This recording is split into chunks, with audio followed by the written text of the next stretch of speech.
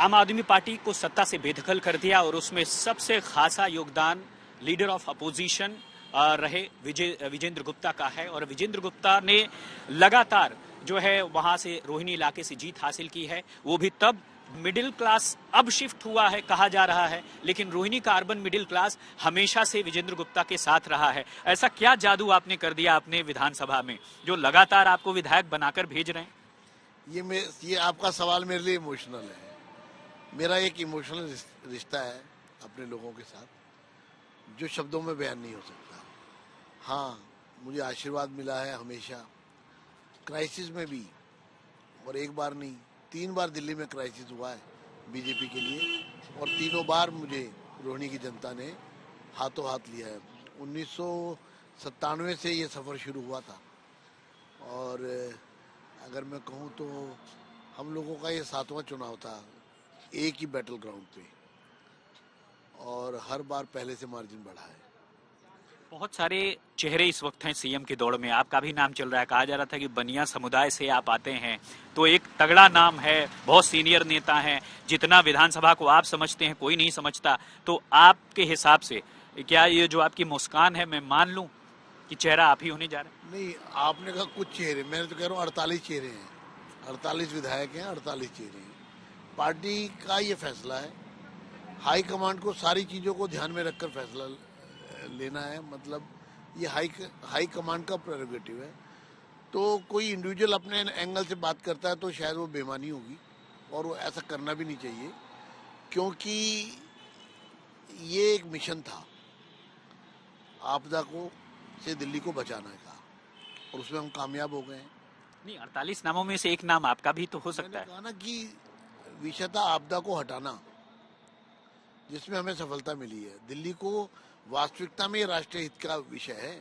अगर आप इसकी गहराई में जाएंगे तो ये चुनाव राष्ट्र हित में हुआ है कि ऐसे लोगों को जो नकाबपोश, मैं कहूँगा, जो धोखेबाज है, जिन्होंने दिल्ली की अस्मिता के साथ खिलवाड़ किया है, ये बड़े शब्द हैं जो मैं बोल रहा हूँ। जी, कहा जा रहा है कि अरविंद केजरीवाल ने पंजाब के विधायकों की मीटिंग बुला ली है, वहां भी तोड़फोड़ की बात चल रही है। अभी तो केजरीवाल जी खुद ही क्या कहते हैं, होश में नहीं है। अभी तो वो अपने लोगों को समेट रहे हैं। चुनाव में काम किया है तो आप लोग आए तो आपका वो सब चलता है। पार्टी जब हार जाती है तो निश्चित रूप से अपने लोगों को संभालने की कोशिश करती है, लेकिन अभी ये जहाज डूबता जहाज है। लगातार आप कैग का मुद्दा उठाते रहे, खासकर तब जब आप चुनावों के दौरान इस बात की लड़ाई लगाते रहे। बड़े पुरजोर तरीके से आपने कैग का मुद्दा उठाया, और अभी जब क्या प्लान है बीजेपी का, खासकर विजेंद्र गुप्ता का, कि कैग रिपोर्ट को लेकर? देखिए, कैग लोगों तक ये मुद्दा पहुंचा है, और आज भी आम आदमी पार्टी कैग रिपोर्ट को टेबल करने के पक्ष में नहीं है। आप उनके बयान देखेंगे, जब हमने कल कहा कि कैग रिपोर्ट पहले सेशन में आएगी, और प्रधानमंत्री जी तक ने भी उसका जिक्र किया, तो एक बार भी आम आदमी पार्टी ने इसको वेलकम नहीं किया है।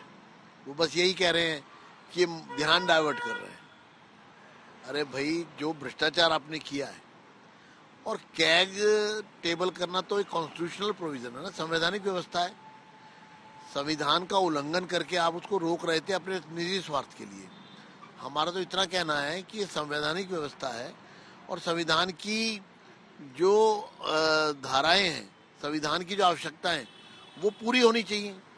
तो कैग रिपोर्ट लाना कोई किसी को टारगेट करना नहीं है, अपितु इन्होंने 5 साल तक दिल्ली की विधानसभा में एक भी कैग रिपोर्ट नहीं रखी, और 2017 से दिल्ली की असेंबली में ये भी एक अजूबा है।